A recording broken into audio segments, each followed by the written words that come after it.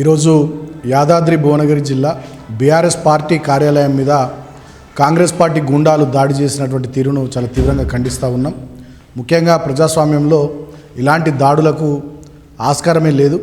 గతంలో మా ప్రభుత్వం 10 సంవత్సరాల పాటు కేసీఆర్ గారి నాయకత్వంలో మేము అధికారంలో ఉన్నప్పుడు ప్రజలకు మేము ఇచ్చినటువంటి హామీలు, మా మేనిఫెస్టోలో మేము చెప్పినటువంటి విషయాలు, తెలంగాణ రాష్ట్ర అభివృద్ధి, తెలంగాణ ప్రజల సంక్షేమం కోసం మేము పనిచేసుకుంటూ పోయినాం తప్ప ప్రత్యర్థి రాజకీయ పార్టీ ఆఫీసుల మీద దాడులు చేసేటటువంటి ప్రయత్నాలు ఎన్నడూ కూడా చేయలేదు. మరి ఇక్కడ తెలంగాణలో ఈరోజు రేవంత్ రెడ్డి ముఖ్యమంత్రి అయిన తర్వాత ఈ దాడుల సంస్కృతి విపరీతంగా పెరిగిపోతూ ఉంది. ఎన్నడూ తెలంగాణలో లేనటువంటి ఒక విష సంస్కృతి తెలంగాణ రాష్ట్రంలో ఆయన తీసుకొస్తూ ఉన్నాడు. గతంలో కూడా చాలా సందర్భాల్లో చూసినాం. రుణమాఫీ గురించి మా హరీష్ రావు గారు మాట్లాడితే సిద్దిపేటలో వారి కార్యాలయం మీద, ఎమ్మెల్యే కార్యాలయం మీద దాడి చేశారు. అదేవిధంగా మూసీ బాధితులకు అండగా కేటీఆర్ గారు అంబర్పేట నియోజకవర్గంలో వారికి మద్దతుగా రాజేంద్రనగర్ నియోజకవర్గంలో పర్యటిస్తూ ఉన్నటువంటి సందర్భంలో ఆ రోజు రామ్నగర్ దగ్గర కేటీఆర్ గారి వాహనం మీద దాడి చేసినటువంటి సందర్భం. అంతేకాకుండా పాడి కౌశిక్ రెడ్డి మా యువ ఎమ్మెల్యే చాలా యాక్టివ్గా ప్రజల తరపున తన గొంతును వినిపిస్తున్నటువంటి తరుణంలో ఆయన ఇంటి మీద దాడి చేసినటువంటి సందర్భం. అంతేకాకుండా ఇంకా చాలా సందర్భాల్లో ఖమ్మంలో వరదలు వచ్చి ప్రజలంత ఇబ్బందుల్లో ఉంటే ఖమ్మం వరద బాధితులకు అండగా బీఆర్ఎస్ పార్టీ బృందం హరీష్ రావు గారు, అదేవిధంగా మాజీ మంత్రులు జగదీశ్వర్ రెడ్డి గారు, సబితా ఇంద్రారెడ్డి గారు, పువ్వాడ అజయ్ గారు, ఇంకా చాలామంది ఎమ్మెల్యేలు, ఎమ్మెల్సీలు మా పార్టీ బృందం పోతే ఆ రోజు ఖమ్మం పట్టణంలో ఆ బృందం మీద దాడి చేయడం, ఇటువంటి దాడుల సంస్కృతి రేవంత్ రెడ్డి నాయకత్వంలో తెలంగాణ రాష్ట్రంలో విపరీతంగా పెరిగిపోతూ ఉంది. ఇది మంచి పద్ధతి కాదు. ఇవాళ మేము సూటిగా అడుగుతూ ఉన్నాం, మరి గత 10 ఏళ్లలో మేమే ఈ రకంగా అనుకుని ఉంటే ఇవాళ కాంగ్రెస్ పార్టీ కార్యాలయం ఒక్కటన్నా ఉండేదా? కాంగ్రెస్ పార్టీ నాయకులు అసలు ఇవాళ బయట తిరిగేటటువంటి పరిస్థితి ఆనాడే మేము సీరియస్గా ఉండుంటే ఇవాళ ఉండేదా? ఒకసారి ఆలోచన చేసుకోమని కోరుతూ ఉన్నాం. ఒకవైపు ఏమో రాహుల్ గాంధీ చేతిలో రాజ్యాంగాన్ని పట్టుకొని మొహబ్బత్కి దుకాన్ అని చెప్పి ముచ్చట్లు చెప్పుకుంటూ ఇవాళ రాహుల్ గాంధీ మాట్లాడుతున్నటువంటి మాటలేమో ఒక రకంగా ఉన్నాయి.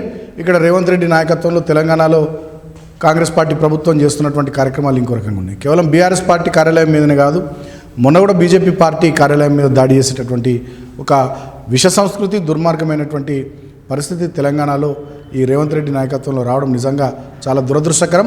ఇప్పటికైనా పిసిసి అధ్యక్షులు మహేష్ కుమార్ గౌడ్ గారు చొరవ తీసుకొని ఇటువంటి వాటిని డెఫినెట్గా ఆపించాలని చెప్పి నేను కోరుతా ఉన్నాను. అంతేకాకుండా ఇవాళ మేము పోలీస్ యంత్రాంగాన్ని కూడా కోరుతా ఉన్నాం.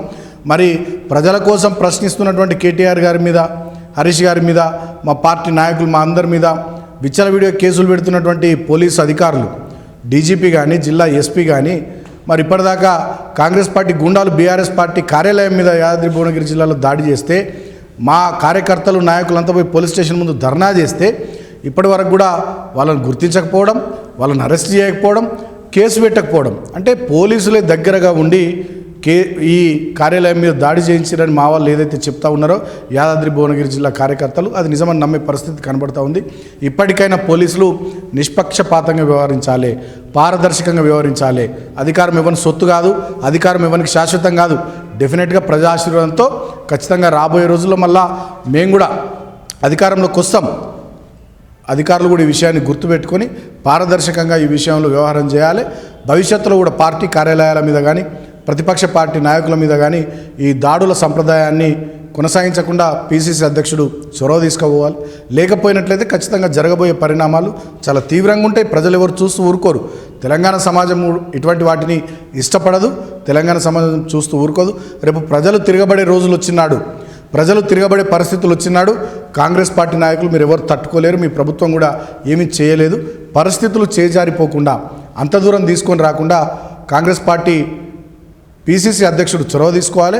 మీరు ఇచ్చినటువంటి 6 గ్యారంటీల మీద, మీరు ఇచ్చినటువంటి 420 హామీల మీద, మీరు చెప్పినటువంటి విషయాల మీద ప్రజలకు, రైతాంగానికి, మహిళలకు మీరు ఇచ్చినటువంటి మాటను నిలబెట్టుకునే ప్రయత్నం చేయాలి తప్ప ఇలా పార్టీ కార్యాలయాల మీద దాడులు చేస్తూ, ప్రతిపక్ష నాయకుల మీద దాడులు చేస్తూ, అక్రమ కేసులు పెడుతూ, నిర్బంధిస్తూ మీరు ఏదో చేస్తామనుకుంటే అది భ్రమే అవుతుంది. ఇంకా మరింత ఉత్సాహంతో ఈ కొత్త సంవత్సరంలో మళ్ళీ పోరాటాలకు డెఫినెట్గా బీఆర్ఎస్ పార్టీ ప్రతి ఒక్క కార్యకర్త కేసీఆర్ గారి నాయకత్వంలో గట్టిగా పనిచేస్తాం, కష్టపడతాం.